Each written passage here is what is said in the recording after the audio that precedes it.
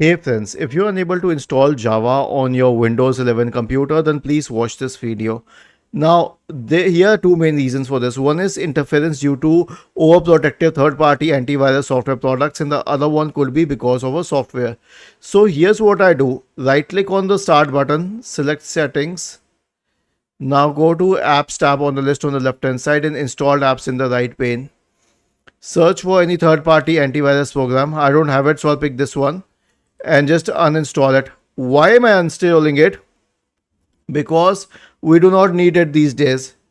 Earlier, we needed antivirus programs because the internal Microsoft Defender, so Windows Defender, was insufficient. But these days, Windows security is more than sufficient, so we do not need these antivirus programs. Just uninstall them right away. After this, you can perform a clean boot. So search for System Configuration in the Windows search bar and go to System Configuration. Go to the Services tab, hide all Microsoft services. If any of the services checked, click on Disable all, apply OK, and then restart your computer. And here's one more thing. What if some elements of a previous instance of Java were already installed and they were interfering? In this case, here's what you can do.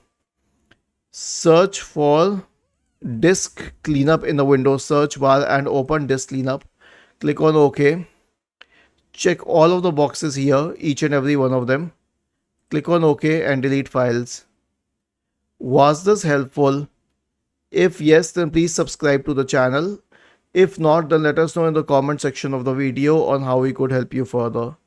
Thank you for watching this video and have a nice day.